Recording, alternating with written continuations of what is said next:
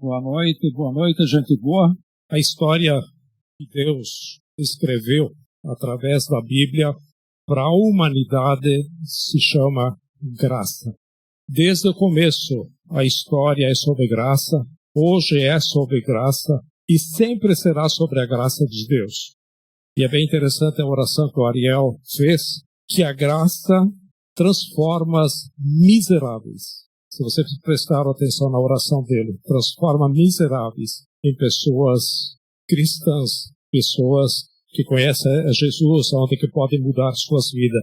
E se Deus, como autor, escreveu uma história, assim como o autor escreve um livro, ele deseja passar o seu coração para aquele livro, deseja passar o seu sentimento para aquele livro e deseja passar a sua mente com aquele livro. E quando Deus escreveu a história da humanidade, Ele quis passar o seu coração.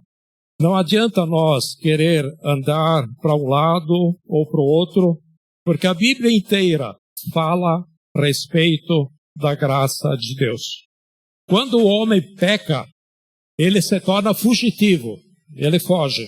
E quando ele começa a fugir, ele se encontra com Deus indo atrás dele. E quando o homem peca, ele se torna, tem essa tendência de fugir. Então o homem peca e sai correndo, ele olha para trás e vê Deus correndo atrás dele. Então não adianta, o Evangelho, as boas novas, é a respeito da graça de Deus. Não é a respeito do meu amor por Deus, mas sempre será do amor de Deus para nós, para mim. E não tem para onde fugir. Por isso nós, como grupo, somos chamados por Deus para sermos participantes da sua história. E a Bíblia diz que nós somos cooperadores com Cristo daquilo que Cristo está fazendo, que Cristo é o autor da vida. E quando Cristo escolheu fazer uma obra chamada a graça, significa que se nós, como grupo, for merecedor daquilo que fazemos por Cristo, nós matamos, ou nós mataremos a obra do autor. Então o mérito pode impedir a escrita do autor. Cristo, o autor da obra, nos chamou para sermos cooperadores com ele. Então a Bíblia chega a chamar a igreja de representante de Deus. Em Êxodo capítulo 7, Deus chega a Moisés e fala assim: Moisés, te coloco como Deus diante do faraó. Ou seja, Moisés, você na frente do faraó sou eu. E quando Deus coloca a igreja na terra, é isso que está dizendo, ou seja, vocês da terra são meus representantes. E quando nós olhamos para uma igreja que se acha merecedora do que faz, nós estamos matando o autor da vida. E se a história do autor tem a ver com favor imerecido, quando nós queremos dar para as pessoas só o que elas merecem, nós estamos matando o autor da vida. Ou seja, nós matamos Jesus toda vez que impedimos a história dele ser escrita.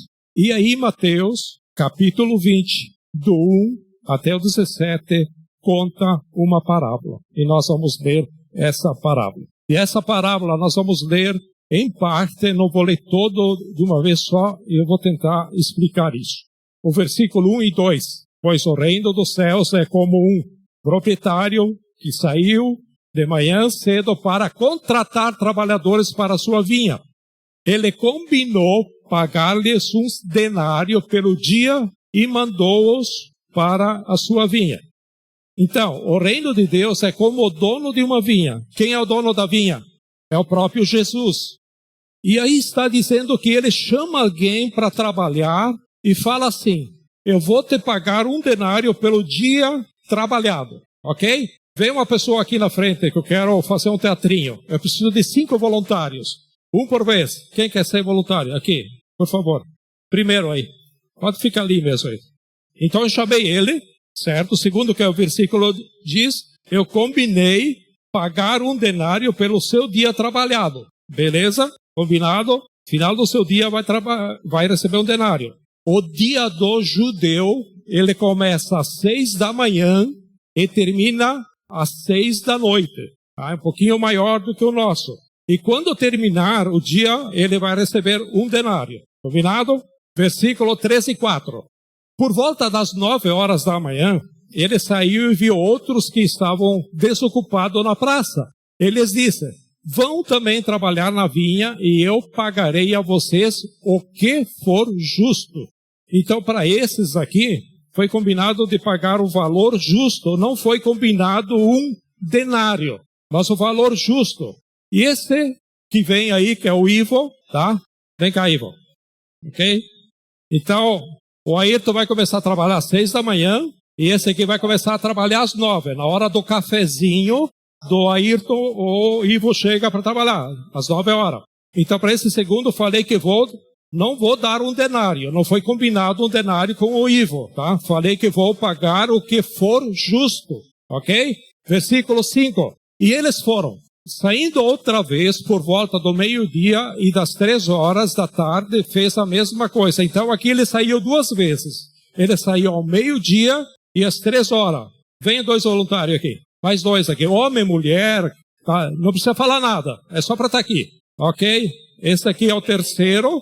Esse aqui é o terceiro. Ok? Esse terceiro começou a trabalhar ao meio-dia. Vem cá para lá de cá. Esse aqui é o quarto. Esse aqui começou a trabalhar às 3 da tarde. Ok? Às 9, às 6, às 9, meio-dia, às 3 da tarde. Ok? Então o primeiro disse: vou te pagar 1 denário. O segundo: vou te pagar o que for justo. Esse aqui: vou te pagar o que for justo. E aqui: vou te pagar o que for justo. Entendido até aqui? Ok? Próximo versículo.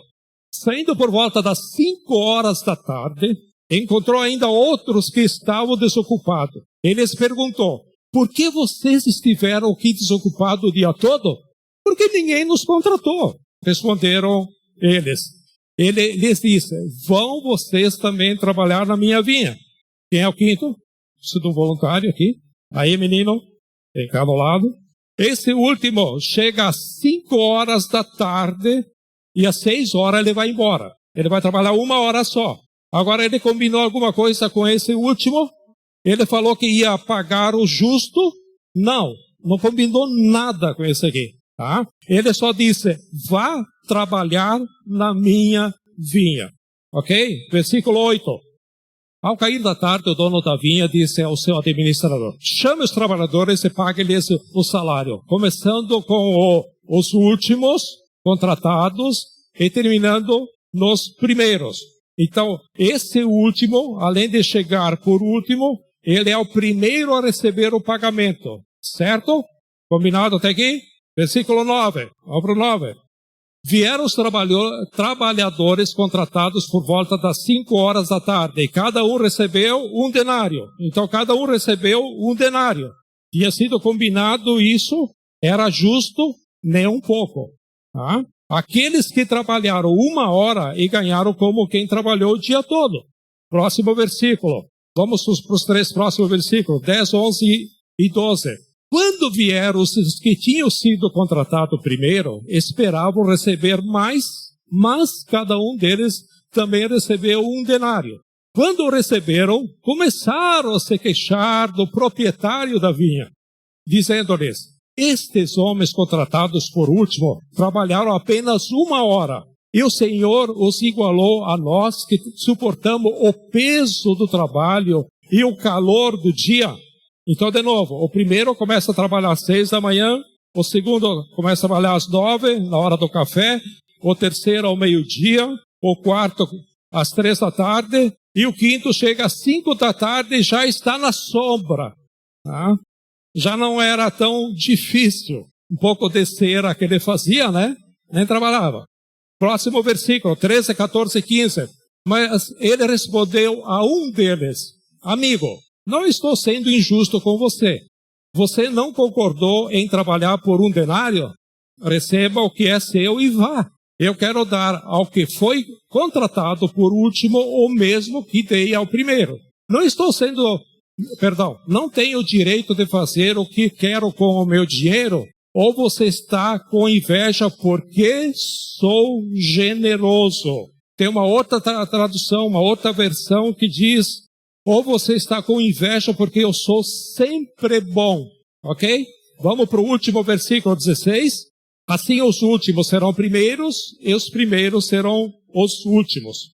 Quem é o dono da vinha? Jesus. Quem são os trabalhadores? Os trabalhadores somos todos nós, representados por essa turminha bonita aqui. Conseguiram entender a parábola até aqui? Ok?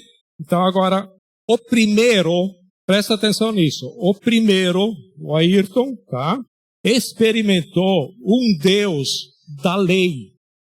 Faça isso e terás isso. Faz aquilo e terás aquilo. Trabalha aqui e terás um denário. Então o primeiro trabalhou por causa de um combinado. Já viu aquelas pessoas que jejuam com Deus? Deus, eu vou jejuar por causa do combinado com você. Ou seja, eu jejuo e você faz isso para mim. Ou aquelas pessoas que fazem assim, a semana que vem eu tenho uma decisão para tomar, eu tenho uma prova para fazer, eu preciso orar mais, porque se eu não orar mais, quando chegar a hora da prova, ou chegar a hora da decisão, eu tenho certeza que não vou me dar bem.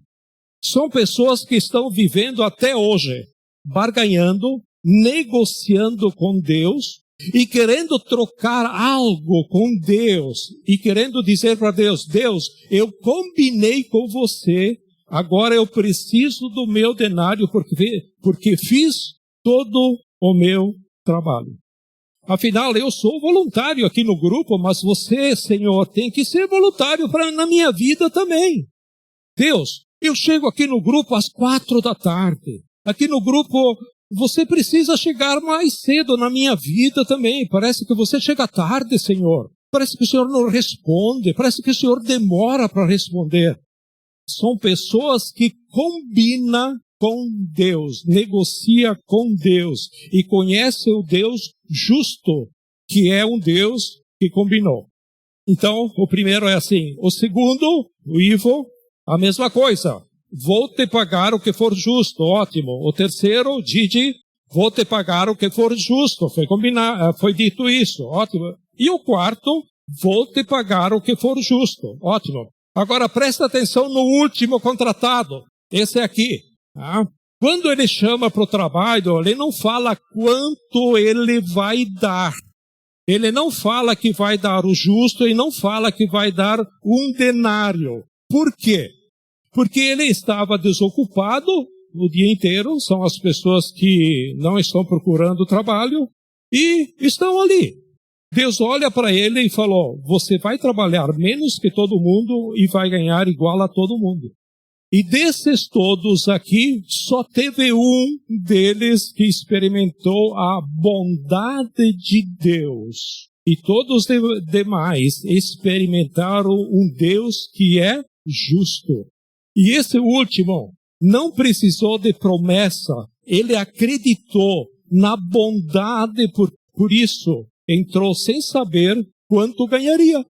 Pergunta para você: você prefere combinar com Deus? Ou você tem coragem de entrar sem saber quanto ganha, porque nesse lugar eu vou experimentar o quanto Deus é bom? Ok, agradeço o teatrinho de vocês. Muito obrigado, dispensados. Tá? Quando eu tiver a vinha, eu vou contratar vocês, prometo. Tá? Principalmente o primeiro, porque o primeiro está disposto a trabalhar das 6 da manhã às 6 da noite. O último vou pensar. Como bom gringo, né? Ok, desculpa a brincadeira. Gente, essa última pessoa que foi chamada, o trabalhador das 5 horas da tarde, representa a graça de Deus. A graça de Deus, que é um favor imerecido, um favor que nós não merecemos, para uma geração que não pergunta quanto ganha para fazer, ou seja, o quanto vou ter de Deus se eu fizer isso por Ele. Eu não quero saber de Deus o quanto eu vou ter, porque eu já sei que eu tenho todo Ele. Para que eu quero saber o meu salário se o dono da vinha, Ele é meu Pai? Essa é a graça. que às vezes nós não entendemos ou temos dificuldade de aceitar. Gente, quando eu aceitei a Cristo, foi demorado para mim entender a graça. Foi demorado porque eu vivia naquela angústia de fazer as coisas certas, porque se não fazia certa, Deus não ia me compensar, eu estava em falta com Deus, e assim por diante. Quando eu entendi a graça, foi uma alegria imensa. Eu disse, não é possível que Deus é tão bom assim comigo, e é tão fácil assim. Então, às vezes, nós temos muita dificuldade de entender a graça. Repare, quando nós entramos no lugar de merecimento, nós impedimos essa história da graça de ser escrita. Porque nós, como representantes de Deus, estamos querendo contratar às 6 da manhã, liberar às 6 da tarde e pagar um denário.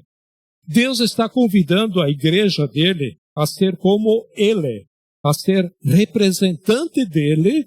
E se você quer ser representante dele, se prepara a dar para as pessoas o que elas não merecem e não dar para elas o que elas merecem.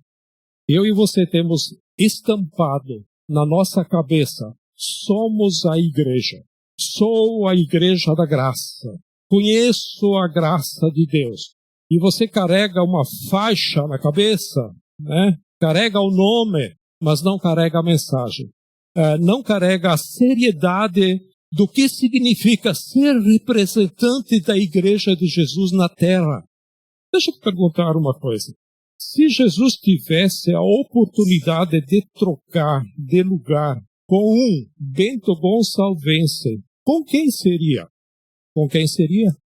Agora, é muito mais ser merecedor, porque entrou às 6 da manhã, esse é o nosso modo de pensar, e saiu às 6 da tarde, recebeu o denário, fez por merecer, e tudo legal, tudo quis. Desse jeito, você nunca representará o dono da vinha. Porque o dono da vinha chama o que chegou às 5 da tarde e paga ele primeiro. Por isso Jesus disse, no reino, as prostitutas, os corruptos, os pecadores, como Ariel fez na oração, os miseráveis entraram primeiro que vocês, porque vocês se acham dignos de entrar. Mas eles não se acham dignos de entrar no reino de Deus e entram primeiro. Mas tem tanta gente que morreu por Jesus, sofreu por Jesus, deu a vida por Jesus. Só que o meu pecado matou Jesus. O meu pecado fez Jesus morrer.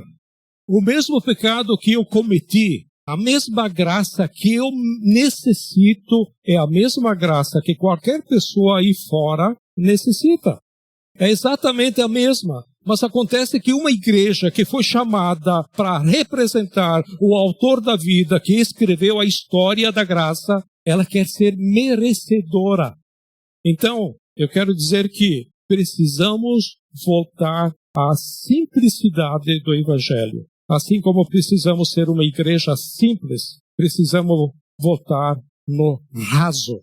Como? Amando as pessoas, chorando por elas, mudando a vida delas. De que forma mudando a vida delas? Mostrando para elas que Deus não leva em conta o pecado do passado delas. Isso está em Atos, capítulo 17 e 30. Porque a Bíblia diz que em Cristo Jesus não há mais condenação. Romanos, capítulo 8, versículo 1. Em Cristo Jesus há justificação completa, onde na nova aliança em Cristo Jesus ele não se lembra mais dos seus pecados. Tem 2 trechos que falam isso, básico, que é Isaías no Velho Testamento 43, 25, e no Novo Testamento, na Nova Aliança, Hebreus capítulo 8, versículo 12.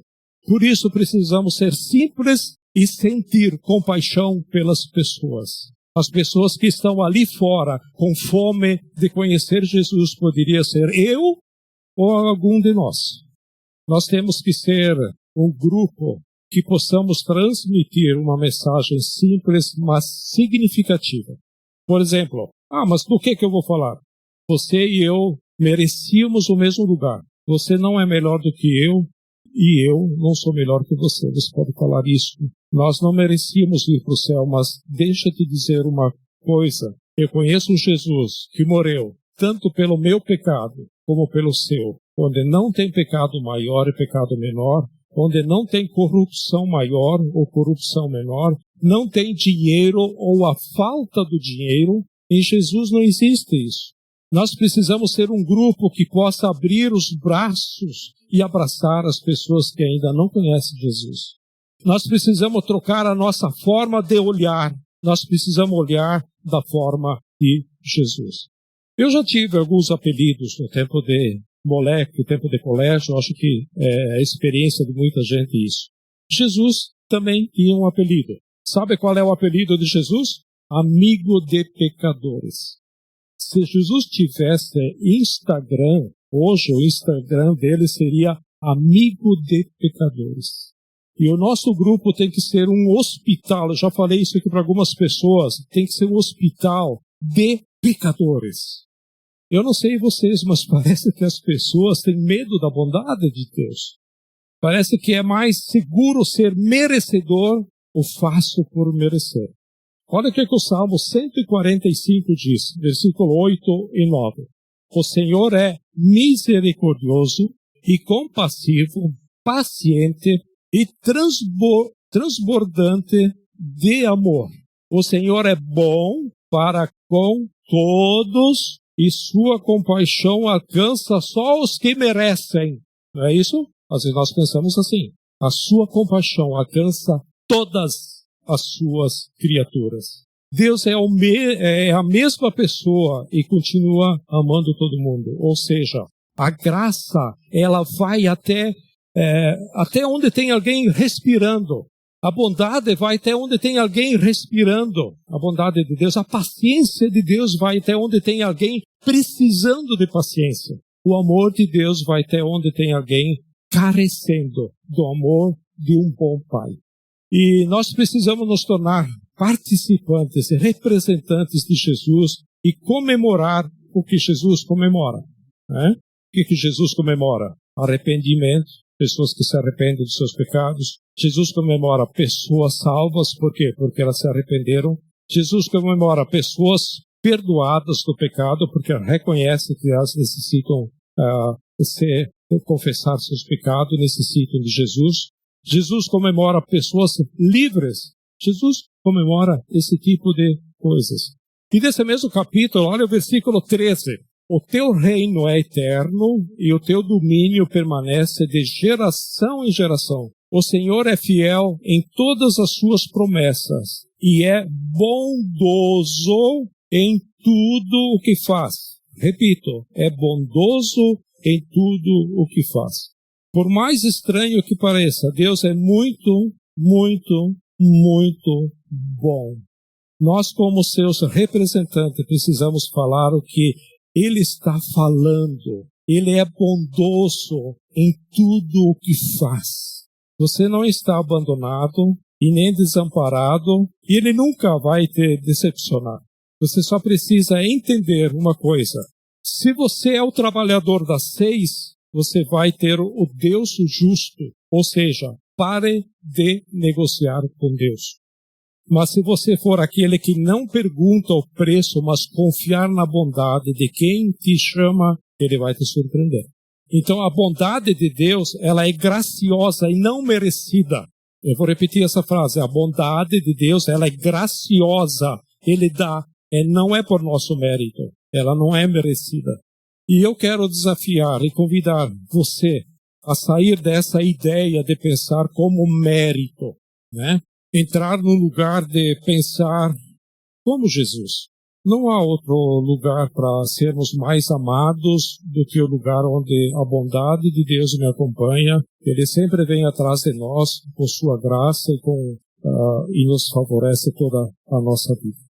Eu poderia terminar aqui, mas eu quero reforçar isso. Eu quero falar de um exemplo ou até dois. Em Marcos, capítulo 1, do versículo 40 em diante, Jesus fala da cura de um leproso. Se você ler a história lá depois, essa parábola. Conta que Jesus estava entrando em Jerusalém, encontra um leproso. E os leprosos, eles tinham que ficar no mínimo 5 quilômetros longe da entrada da cidade, porque um leproso era considerado amaldiçoado. Tá? Jesus passa bem próximo onde ele estava, o leproso, e o leproso olha para Jesus e fala: Jesus, se você quiser, pode me curar. Jesus olha para ele e fala: eu quero que você seja purificado. Jesus vai lá, toca nele e ele é curado. Jesus vai lá, toca ele. Jesus não podia tocar no leproso, mas Jesus foi lá e tocou. Assim é a graça de Deus com você e comigo. Agora, pela graça de Deus, o sangue de Jesus nos purifica, eu e você, de tudo o que nos fazia indignos. Por causa da cruz de Jesus, por causa do sangue derramado de Jesus, por causa do perdão dos nossos pecados. Agora está tudo bem com Deus. Ou agora estamos tudo bem com Deus. Depois do leproso ser curado, Jesus disse para ele: bom, agora você entra na cidade, olha o que ele diz, entra na cidade e se apresenta aos sacerdotes. E esse leproso sai correndo e entra na cidade. Só que esse leproso não podia entrar na cidade porque era leproso. Ele não podia.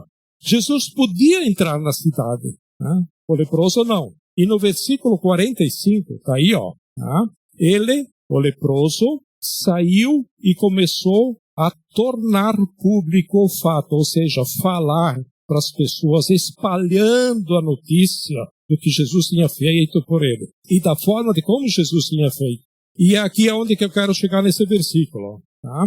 Preste atenção. Por isso, Jesus não podia mais entrar publicamente em nenhuma cidade, mas ficava fora em lugares solitários, versículo 32. Ou seja, não deixaram mais Jesus entrar por aquilo que ficaram sabendo pelo leproso.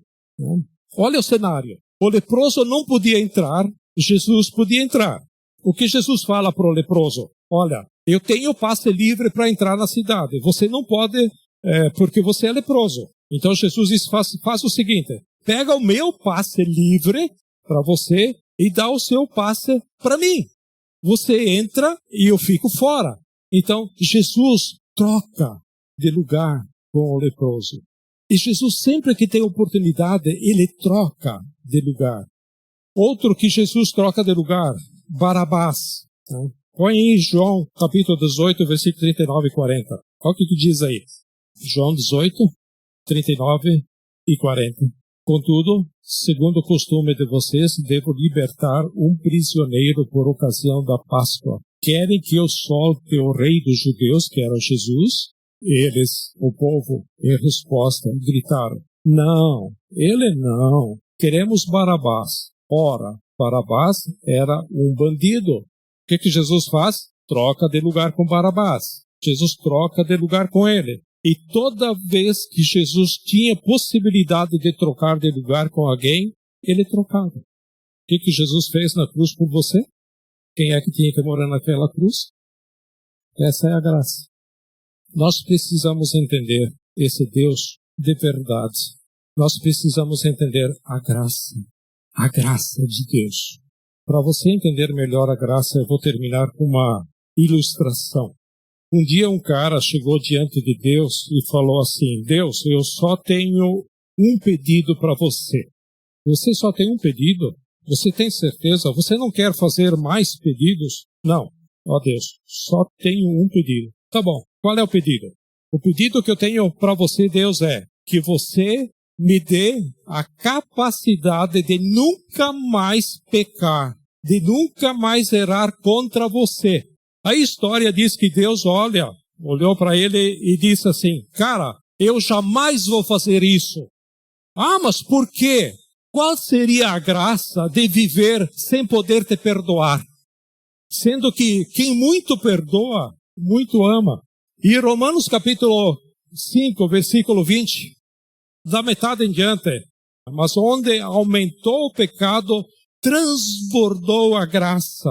Tem outra tradução que diz, onde abundou o pecado, sempre vai superabundar a graça de Deus. Nem se Deus quisesse, ele faria você nunca mais errar. Porque quando você erra, Ele pode perdoar você, para você sentir um pouco mais do amor dele por você. Essa é a graça. Deus, Ele se relaciona, Ele é relacional. Lembra lá quando a gente dá o abismo ligado, que nós somos semelhantes a Deus, tem 5 pontos lá, e um deles é que Deus é relacional. É isso aqui. Deus, Ele quer se relacionar com nós. E a Bíblia diz que Deus nos conhece na nossa escolha. E é por isso que Ele nunca tirou a nossa escolha. Nossa escolha faz Deus nos conhecer. E quando escolhemos errado, também conhecemos Deus, porque Ele sempre está lá. É sobre esse Deus que nós falamos, é sobre esse Deus que nós apresentamos às pessoas. Por isso é que nós precisamos mudar a nossa postura de igreja, de grupo. Como? Quando as pessoas se aproximarem de nós, elas não ouvirão o que elas merecem. Elas ouvirão o que elas não merecem. Elas não terão o que merecem. Elas terão o que não merecem. Ou seja, elas terão muito mais. Elas merecem 500, eles ganham 1000. Mas por quê? Porque Deus é assim. Essa é a graça de Deus. E se Deus é assim, eu que sou o seu representante, eu vou ser assim também. Ok? Vamos orar? Querido Deus, nós queremos te dar graças e te louvar porque tu nos amas incondicionalmente. O Senhor nos aceita como nós somos. Senhor, quantas pessoas dizem, antes de te aceitar, querem resolver problemas da vida. Mas, Senhor, tenha misericórdia dessas pessoas para que elas conheçam a Ti e te aceitem a Ti, te buscam a Ti como Senhor e Salvador. E depois o Senhor vai trabalhar com elas. E que isso se torne uma realidade na nossa vida para nós. E que possamos passar isso para as pessoas aonde nós estamos plantados. Que possamos florescer e levar a mensagem do Evangelho para nossos familiares, nossos vizinhos, nossos colegas de trabalho, nossos colegas de aula. Aonde o Senhor nos colocar, que possamos florescer para que o Teu reino seja conhecido. Que possamos passar essa bondade Tua, essa graça maravilhosa que o Senhor tem nos alcançado e que assim possa ser alcançado a essa cidade. Tantas pessoas, ó Deus, que essa cidade precisa Te conhecer. Senhor, essa cidade tem 120 e alguma coisa mil habitantes. E há menos de 10.000 habitantes que conhecem a Ti. Senhor, há mais de 100.000 pessoas que não Te conhecem nessa cidade. Senhor, Te pedimos misericórdia. Te pedimos que nos use. Nós queremos ser Teus instrumentos em Tuas mãos nessa cidade, Pai. E também para além dessa cidade, onde tivermos oportunidade. Senhor, Te pedimos isso. E Te agradecemos por aquilo que o Senhor vai fazer. Te peço que abençoe cada um que está aqui. E abençoe aquelas pessoas que também não puderam estar aqui hoje por uma razão ou por outra. Te peço isso e te agradeço. Em nome de Jesus. Amém?